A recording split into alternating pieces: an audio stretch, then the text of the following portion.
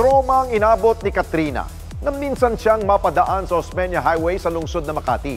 Ang mga wiper boys kasi na tinanggihan niya na maglinis ng kanyang windshield, pinerwisyo naman ang kanyang sasakyan.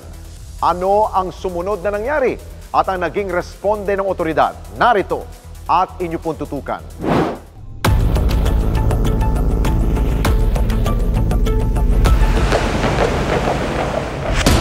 Madalas natin silang nakikita sa lansangan.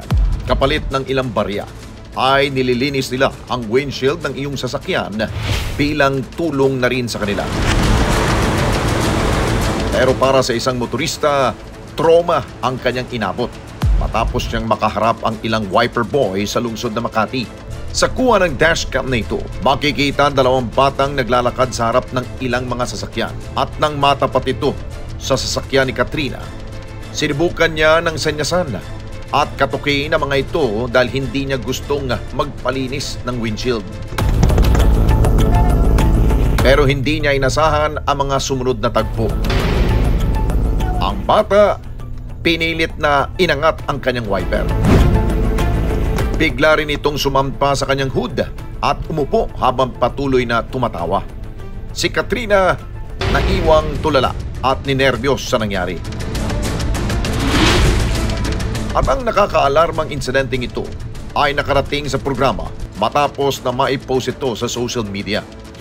At dahil dyan, agad kaming nakipag-ugnayan kay Katrina para alamin ang iba pang detalye ng kanyang naging karanasan. At base sa kwento ni Katrina, madalas siyang dumaan sa Osmeña Highway sa Makati. Kaya naman, ganun na lamang ang iniwang takot sa kanya ng tagpong yun. Nung nagdadrive ako doon sa may Osmeña na area, nakita ko kasi kagad sa malayo pa lang, doon sa medyo corner ng paningin ko, parang meron kagad na parang pababa ng truck. Tapos nakita ko parang medyo bata pa. Doon na talaga ako medyo nagminor eh. Pumunta sila sa gilid ko, pareho. Sumisenyas na. Oo. Pero na kagad din, naging kabado na kagad ako.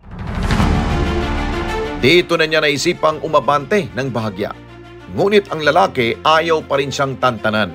Parang yung dating talaga nun, parang sinasadya niya talagang nandun siya sa harap para hindi na ako umandar na yung kotse ko. Kasi tuwing bawat katok, bawat galaw ng wiper ko, tapos konting galaw, doon na talaga siya sumasampa, tapos pinipilit niyang, yun na titingin pa talaga sa akin, tapos nagtawanan. Nagulat talaga ako nun. Kasi delikado yung ganung tipo na gawain. And ayun nga, highway kasi yun eh. Hindi kasi talaga dapat sila nandun. Ang insidenteng ito nagdulot ng labis na pagkabahala kay Katrina. Wala, nagpatuloy na lang din ako kasi baka pag-initan pa ako, pag huminto pa ako several meters down the road. Kaya wala, tuloy-tuloy na lang din ako. At para matigil ang ganitong gawain ng mga wiper boys sa area ng Makati, si Katrina nagpasyang i-report sa Barangay Pio del Pilar, Makati PNP, DSWD NCR at maging sa MMDA para magawa ng kaukulang aksyon. Pag nagpo-post ka naman sa social media, it can only go so much and ma-share. Iba pa rin talaga yung pinapasa mo sa tamang mga authorities pa. Kaya na pag-decide namin na mag-reach out kami sa My Makati na official page. Doon nakapag-respond naman sila kagad. And thankfully, parang sila na mismo yung nag-file naman sa amin. Para kumpirmahin ang impormasyong ito, tinungo ng Responde Team ang Barangay Pio del Pilar at nakausap namin si Kagawad Dennis Pansipane. Batay sa kanyang napanood na viral video, agad niyang pinakilo sa kanilang tanod at mabilis nilang nasukol ang mga namemerwisyong wiper boys. Umaga pa lang may nagsend na po ng video. And agad naman namin inaksyonan at kinausap ko po yung aming team leader para hanapin po itong mga kabataan po na nai-involve. Kasi lagi rin po ito tumatawid sa area po namin. Around 4:30 PM po, nung September 13, Wednesday po yun, hinanap po ito ng aming mga Bantay Bayan. At nakita naman din po ito ng aming CO ng Bantay Bayan na nasa isang computer shop. So agad po silang pinuntahan po ng aming mga Bantay Bayan para imbitahan po dito sa aming barangay hall. At batay sa kanilang pagsisiyasat, Napagalaman ni Kagawad Dennis na karamihan sa mga wiper boys sa Osmeña Highway ay hindi mula sa kanilang barangay at dayo lamang sa kanilang lungsod. Meron po silang kasama na isang taga Malibay, meron pong taga Santa Ana, at ito pong isa taga dito sa aming barangay pero hindi na po minor. At yung sumampa po sa viral video po na makikita, ito po ay taga Barangay Bangkal. Ang VAUSI Desk Officer na si Rosalie ang isa sa kumausap sa mga batang nare-rescue sa kanilang barangay at pinatotohanan niya ang problemang kinakaharap ng kanilang komunidad patungkol sa mga menor de edad na nasasangkot sa mga krimen. Pagdating po dito ng minor na nakuha po ng bantay bayan namin sa computer shop, yung identify ng isang person, kinukuhanan po namin sila ng detail, pangalan, address, pangalan ng magulang, tsaka binablatter po namin sila at kung inaalam kung taga saan po sila. Mostly po mama sinasabi nila dala ng kahirapan, walang trabaho po si nanay, si tatay. Mostly ang mga magulang nila is scavenger, yung iba naman po nakakulong. Kaya nagagawa nila yung isang bagay na hindi naman po dapat. Ang mga batang kanilang nakuha, may mga record na ng ilang mga minor offenses sa kanilang lugar. Offender na po sila, mami. Maraming beses na sila mayroong curfew na mamalimos po o kaya natutulog po sila sa mga sidewalk na dapat bawal po, na dapat nasa bahay lang po sila. Para naman kay Southern Police District Director Brigadier General Roderick Mariano, ang problemang ito hindi na bago sa kanila. Yun nga, yung mga sinatawag nating wiper boy o yung naglilinis ng ating mga sasakyan, nanlilimos, humihingi ng tip. Marami po yan. Hindi lang naman po yan sa Makati, at meron din po yan dito sa may parting Manila, sa may corner ng Osmeña at ng Quirino Avenue. So, kung saan yung may kanto na maaari silang gamitin na lugar yun ay ginagawa nila. Karamihan po dito ay mga minors. So, sa wiper boy na ganyan, nagkakandak po tayo sometimes ng ilang beses na operasyon about sa rescue operation sa ating mga street children na nandiyan nakatira sa mga bangketa, at nagkakandak din po tayo regularly ng ating zero obstruction. Lahat ng mga barong-barong sa bangketa ay ating inaalis, at yung mga bata na nare-rescue natin ay itine-turn over po natin yan sa ating DSWD. Ang solusyon ng PNP-SPD ay ang pagpapatupad nila ng Oplan Disiplina, partikular na sa Barangay Pio del Pilar. We launched ang tinatawag nating disiplina para sa bagong Pilipinas.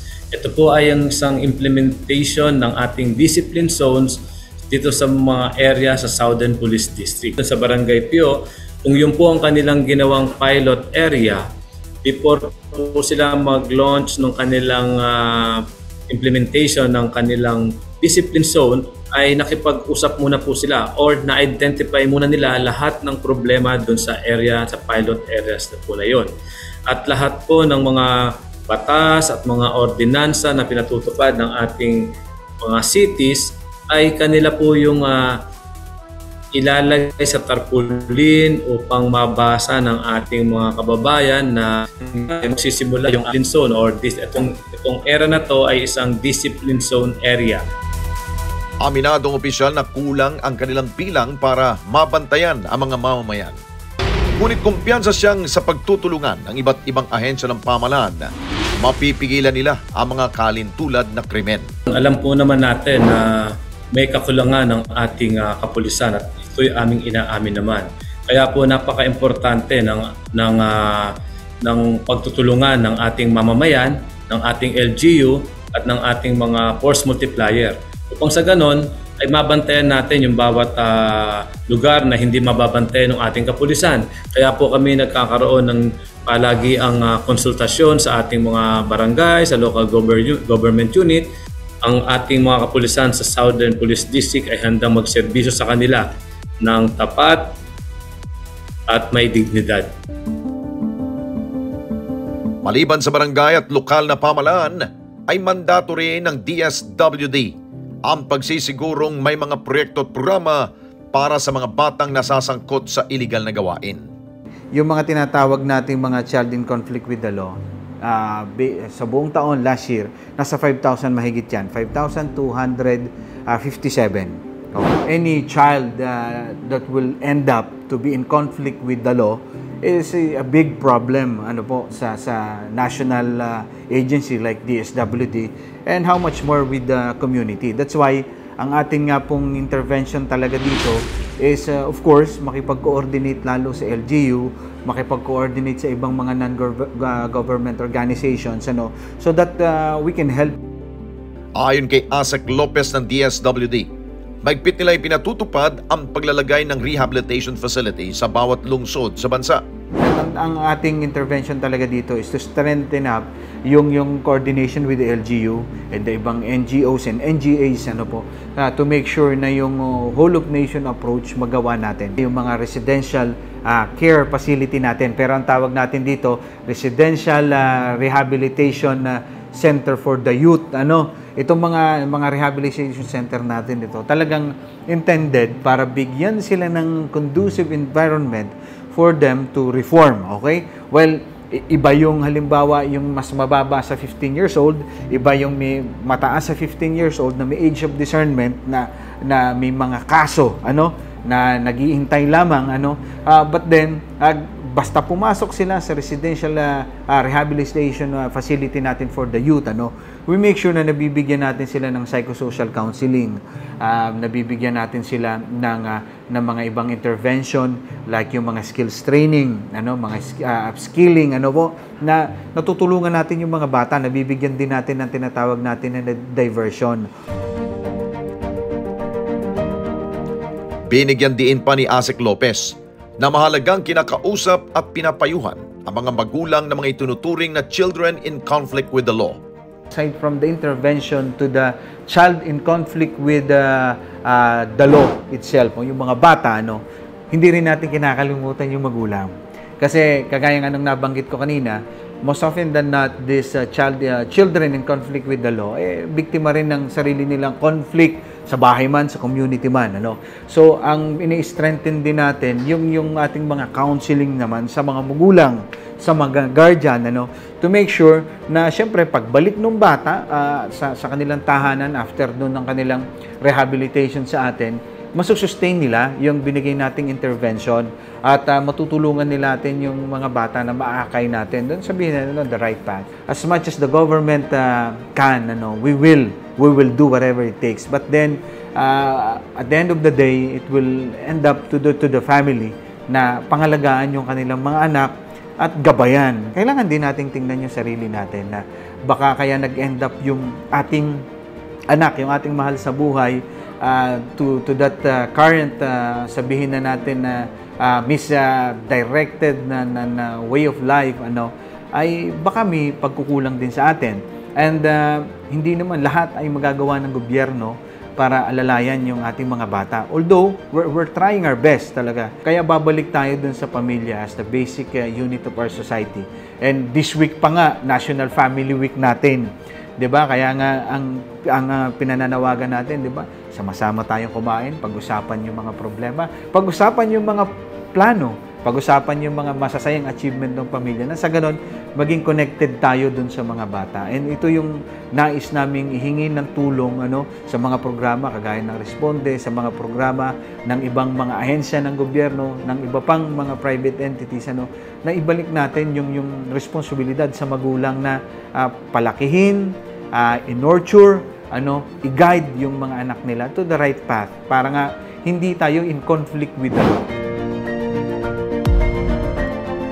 Ang mga kabataang nasasangkot sa ganitong masamang gawain ay dapat agarang nasasagip at narerespondihan ng pamahalaan. Pero higit sa magagawa ng gobyerno, may responsibilidad din ang mga magulang dito na siyang nagtuturo ng tama sa kanilang mga anak para matiyak na hindi sila maliligaw ng landas. Mga kababayan, salamat po sa inyo pong pagsubaybay sa Responde Mata ng Mamamayan. Para mapanood pa ang iba pa naming pagresponde sa ating mga kababayan, i-click lamang ang subscribe button at i-follow lamang ang Net25 social media pages at Net25 TV.